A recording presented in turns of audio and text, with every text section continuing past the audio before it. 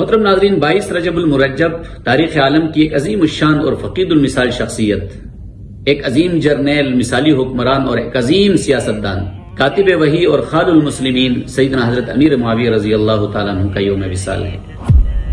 آپ رضی اللہ تعالیٰ عنہ کی سیرت طیبہ، آپ کے اوصاف و کمالات، فضائل و مناقب، شخصیت و کردار اور آپ کے مثالی کارناموں کے بے شمار عنوانات میں سے ایک انتہائی نازک اور حساس ترین عنوان جنگ صفین کا واقعہ بھی ہے۔ چونکہ یہ واقعہ مشاجرات صحابہ کی قبیل سے سمجھا جاتا ہے، اس لیے موجودہ دور کے اکابر علماء کرام اس عنوان کی حساسیت کی وجہ سے اسے زیادہ زیر بحث نہیں لاتے۔ اگرچہ اس عنوان پر پچھلے 1350 سالوں میں بہت کچھ لکھا اور بولا جا چکا ہے،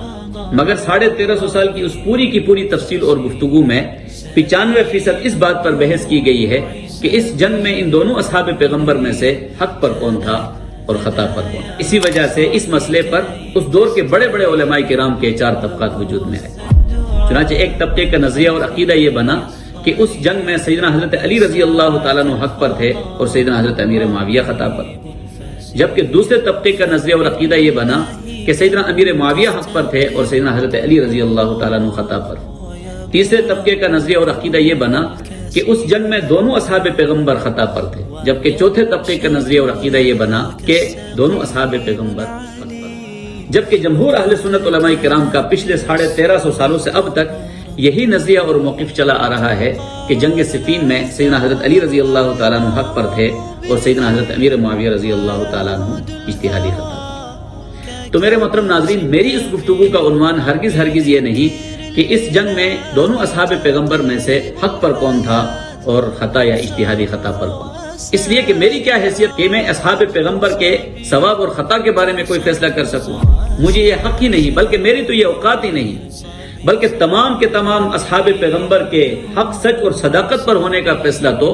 خود رب کائنات نے آج سے 1450 سال پہلے اپنی لازوال اور لاریب کتاب قرآن کریم کے اندر کُلًّا وعد اللہ الحسنى رضی اللہ عنہم ورضوا عنہ رحماء بینہم کہہ کر فرما چکے ہیں۔ تو اصحاب پیغمبر میری آپ کی عدالت کے محتاج نہیں، اس لیے میری اس گفتگو کا عنوان ہرگز یہ نہیں کہ اس جنگ میں ان دونوں اصحاب پیغمبر میں سے حق پر کون تھا اور خطا یا اجتہادی خطا پر کون، اس لیے کہ حق یا خطا پر ہونے کا نظریہ اور موقف تو تب قائم ہوتا ہے کہ جب ہم یہ تسلیم کر لیں کہ یہ جنگ سیدنا امیر معاویہ اور سیدنا علی رضی اللہ تعالیٰ عنہ کے درمیان ہوئی۔ حالانکہ ایسا ہرگز نہیں، بلکہ حضرت پیغمبر علیہ السلام کے ان دونوں اصحاب سے متعلق بشارتوں، پیشن گوئیوں اور فتنوں کے ظہور سے متعلق روایات سے اور تاریخی حقائق سے یہ واضح ہوتا ہے کہ یہ جنگ سیدنا امیر معاویہ اور سیدنا علی رضی اللہ تعالیٰ عنہ کے درمیان نہیں، بلکہ سیدنا امیر معاویہ اور باغیوں کے درمیان لڑی گئی، اور یہی اصل حقیقت ہے۔ پھر نہ جانے کیوں اس پراسرار حقیقت کو بیان نہیں کیا گیا۔ تو میں انشاءاللہ دلائل سے یہ حقیقت واضح کروں گا کہ یہ جنگ سیدنا امیر معاویہ اور باغیوں کے درمیان لڑی گئی۔